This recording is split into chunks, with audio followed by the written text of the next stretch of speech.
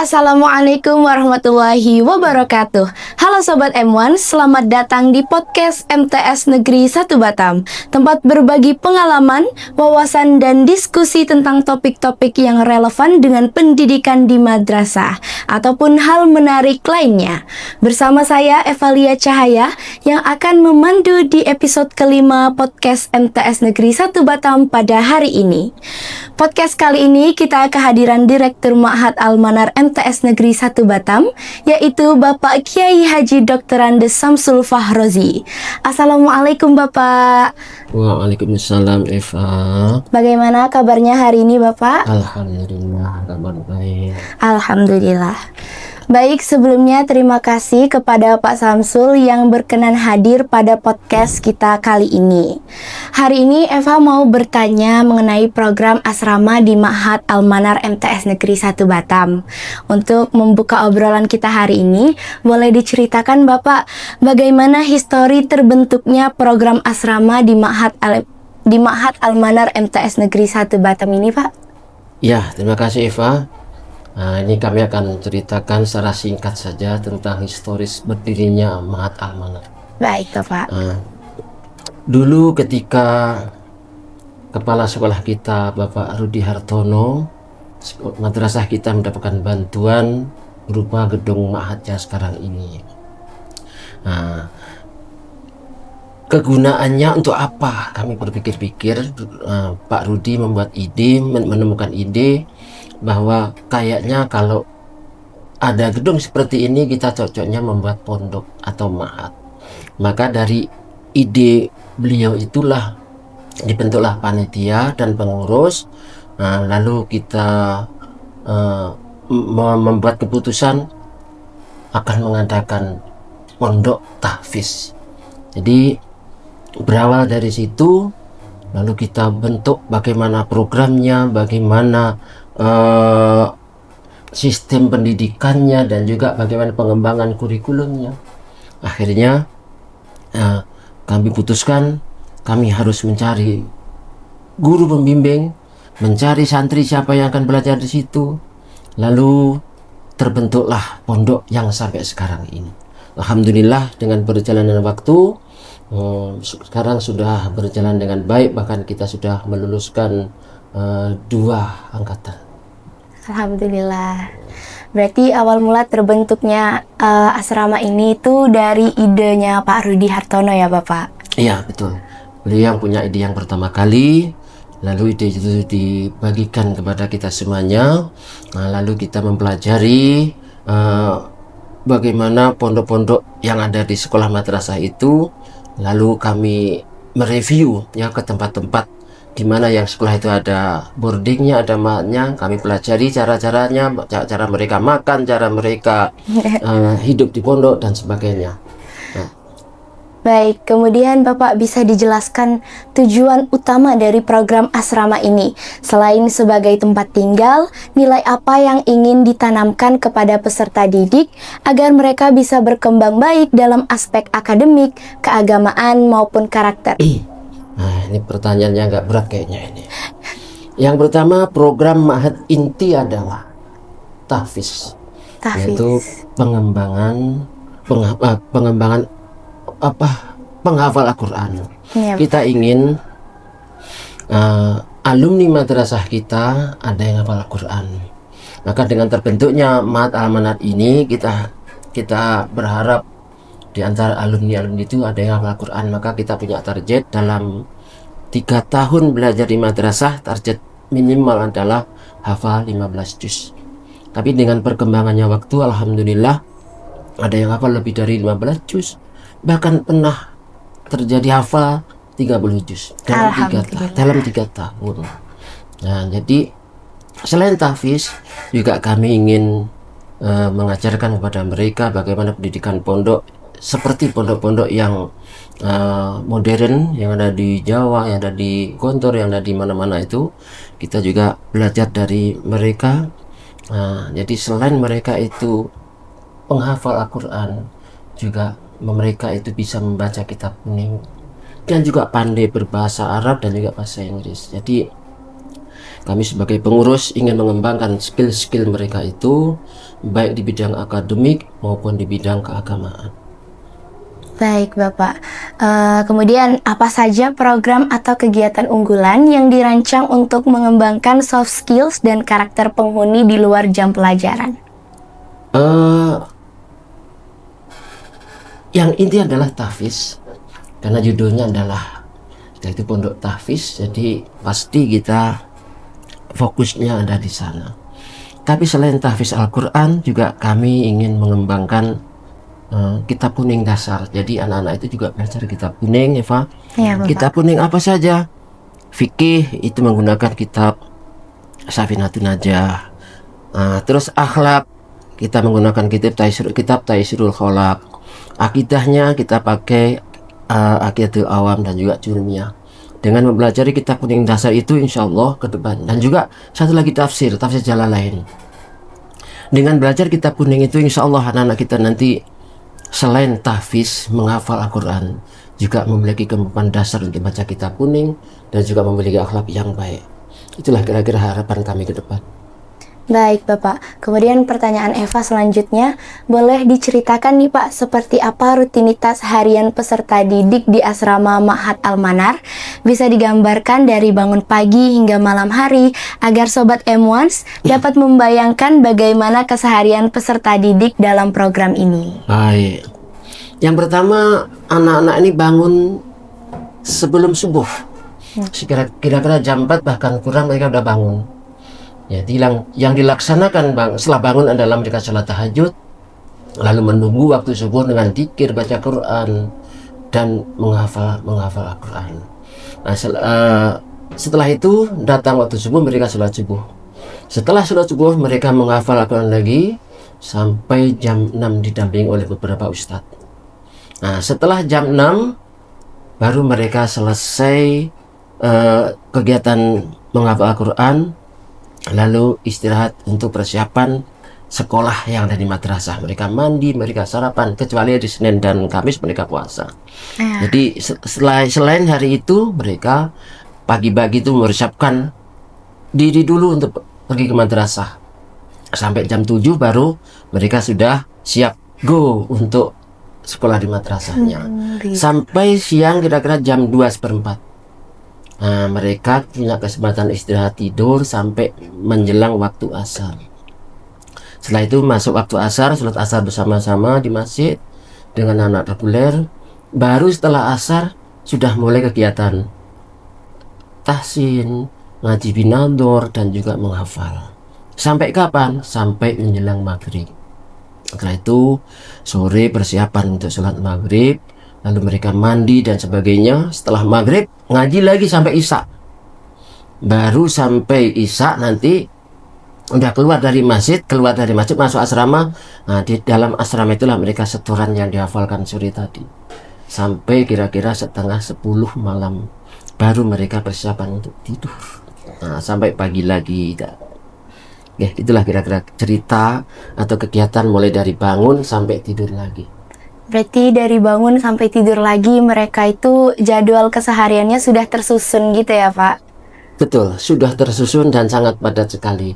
Jadi kami sebagai pengurus dan juga para ustadz mendampingi mereka, mengontrol mereka, juga memberikan fasilitas kepada mereka. Mungkin mereka perlu apa-apa selalu kami dampingi, dan itulah harapannya. Dengan adanya pendampingan itu mereka bisa nyaman, betah tinggal di pondok ini. Mereka merasa enjoy dan hilang kerinduan dengan keluarganya. Begitu. Kemudian Pak, jika kita bicara soal kedisiplinan dan karakter siswa, itu pasti menjadi perhatian penting.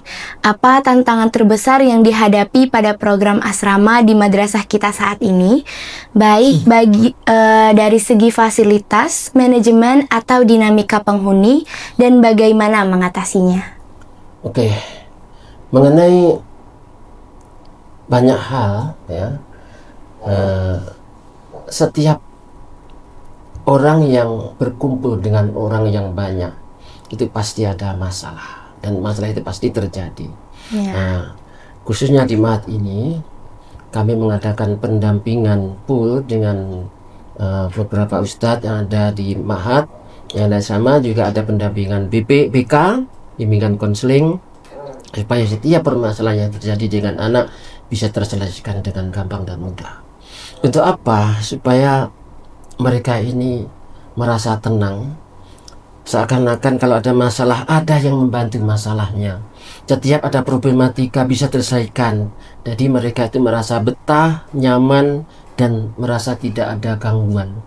Nah, anak-anak seusia mereka ini sering terjadi perselisihan, bahkan perkelahian dan sebagainya. Benar. Itu yang ingin kita hindari.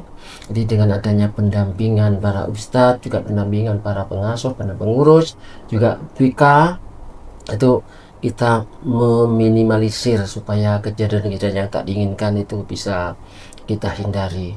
Dan juga kita juga mengadakan pendampingan belajar. Itu kita ingin anak-anak kita itu juga unggul di bidang akademik. Selain mereka hafal Al-Quran, mereka bisa baca kitab kuning, juga memiliki kemampuan di bidang akademik, hebat dalam bidang matematika, hebat dalam bidang IPA, dan bidang pengetahuan umum. Jadi harapannya mereka memiliki balance antara pengetahuan agama dan pengetahuan umum, supaya mereka bisa meraih masa depan yang lebih baik. Itu kira-kira, Eva. Baik, mengingat peserta didik di program asrama jauh dari keluarga, seberapa besar peran orang tua dalam kehidupan di Ma'had Al-Manar dan bagaimana cara Ma'had Al-Manar menjalin komunikasi efektif dengan mereka? Oke, mengenai hubungan dengan orang tua, anak kita memang dilarang untuk pulang sewaktu-waktu. Ya. Ada jadwalnya mereka, orang tua berkunjung ke asrama itu ada jadwalnya dan ada waktunya. Untuk jadwal kegiatan, untuk jadwal kunjungan biasanya 1 bulan, kecuali untuk santri yang pertama masuk itu 40 hari. 40 hari baru boleh dikunjungi. Itu namanya Mas Ariabdo. Yang kedua, berikutnya ada telepon, video call, orang tua dengan santri, dan juga ada kunjungan. Jadi dengan adanya kunjungan, telepon dan sebagainya, tetap terjalin hubungan anak dan orang tua. Jadi kerinduan mereka bisa terobati, dan juga kebutuhan anak yang sudah habis itu diantar dengan orang tuanya pada saat sambangan atau kunjungan tadi itu. Dan juga kami selalu memberikan informasi pada orang tua tentang perkembangan anak kita yang belajar di sini, dengan cara men-share video-video kegiatan-kegiatan santri sholat tahajud, santri menghafal Al-Quran, santri belajar apa saja, kami bagikan dengan mereka. Jadi kami ingin selalu merespon apa yang diinginkan orang tua, dan juga kami membuka saran dan kritik dari orang tua ketika ada kekurangannya. Di saran dari orang tua itu kami terima, dan mudah-mudahan dengan adanya saran itu bisa memperbaiki kinerja dan juga pendidikan yang ada di Mahat ini. Amin. Lalu Pak, beberapa bulan lagi kita akan membuka PPDB jalur program asrama di madrasah kita ini. Mungkin bisa diberikan gambaran sedikit Pak mengenai persyaratan untuk mendaftar dalam program asrama ini.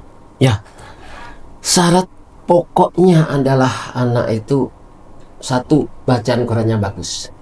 Ya. Setiap bacaan Qurannya bagus, insya Allah bisa masuk. Yang kedua, ini juga penting, anak itu bisa menghafal. Jadi bacaan Qurannya bagus, dia bisa menghafal, insya Allah. Ini setiap calon peserta didik baru untuk asrama bisa masuk. Jadi syarat pertama adalah bacaannya bagus, tajwidnya, panjang pendeknya, semuanya, makhrajul hurufnya, semuanya baik. Jadi terus mereka sanggup untuk menghafal. Bagaimana untuk mengetahui sanggup atau tidaknya dalam menghafal? Biasanya dalam pendaftaran kami kasih waktu 1 jam, terus kami kasih Al-Quran. Jadi dalam waktu 1 jam tadi itu sanggup menghafal berapa baris. Nah, kalau yang rata-rata anak itu menghafal 4 baris. Kalau yang mereka itu bagus hafalannya bisa menghafal 7 bahkan 8 baris. Kalau kurang bagus itu biasanya hanya hafal 2 baris. Nah, itu yang menandakan anaknya itu kurang mampu untuk menghafal.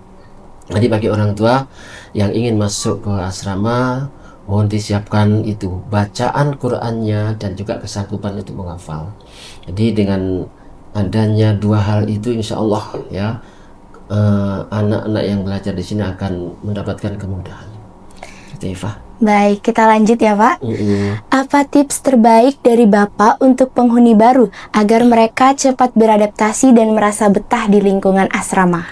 Ya, kalau tip ini sebetulnya agak susah. Ya, Nah, karena memang setiap penghuni baru, calon santri baru itu selalu menyesuaikan atau adaptasi dengan lingkungan kita yang baru juga. Nah, benar. mereka dari lingkungan keluarga, hidup dengan keluarga, ayah ibunya, adik abangnya, kakaknya, satu keluarga ramai. Tiba-tiba terpisah dari mereka.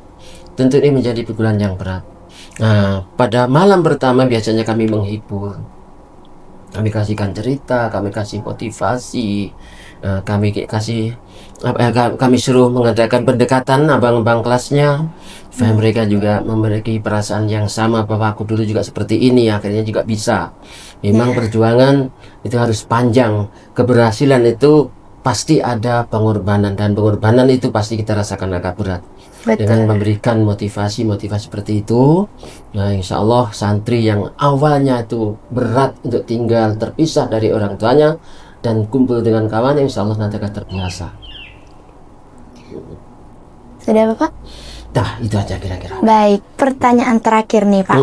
Terakhir, apa harapan dan pesan dari Bapak sendiri untuk calon orang tua atau peserta didik yang sedang mempertimbangkan untuk masuk ke asrama ini? Saya kira tidak usah dipertimbangkan, yakin saja insya Allah ya, karena kami memiliki komitmen untuk menjaga, mendidik dan mengadakan perbaikan dengan mahat ini. Insya Allah permasalahan yang telah berlalu akan kita selalu perbaiki, dan kami selalu menerima saran, kritikan dan juga masukan dari masyarakat tentang kebaikan asrama ini.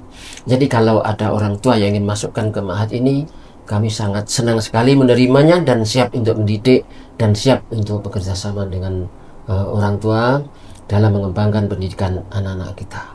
Saya kira itu Eva ya, mudah-mudahan ada manfaatnya ya untuk kedepannya. Kita berharap semakin banyak masyarakat yang hafal Al-Quran, semakin banyak masyarakat yang memiliki akhlak yang baik dan juga memiliki kompetensi di bidang pengetahuan umum. Jadi adanya balance, ilmu pengetahuan bagus, ilmu pengetahuan agama bagus, dan juga hafal Al-Quran. Jadi luar biasa seperti itu. Baik Sobat M1, itu dia perbincangan kita pada hari ini. Terima kasih kepada Bapak Samsul Fahrozi. Semoga perbincangan dan pembahasan kali ini bisa memberi inspirasi dan membuka wawasan baru untuk Sobat M1 semua. Jangan lupa subscribe YouTube MTS Negeri 1 Batam supaya nggak ketinggalan episode-episode podcast berikutnya. Dan jangan lupa juga untuk follow sosial media MTS Negeri 1 Batam agar Sobat M1 bisa melihat kegiatan kami di dalam madrasah yang kita cintai ini, yaitu MTS Negeri 1 Batam. Terima kasih sudah mendengarkan. Sampai jumpa di episode selanjutnya dan tetap jaga semangat kalian. Demikian, wassalamualaikum warahmatullahi wabarakatuh. Waalaikumsalam.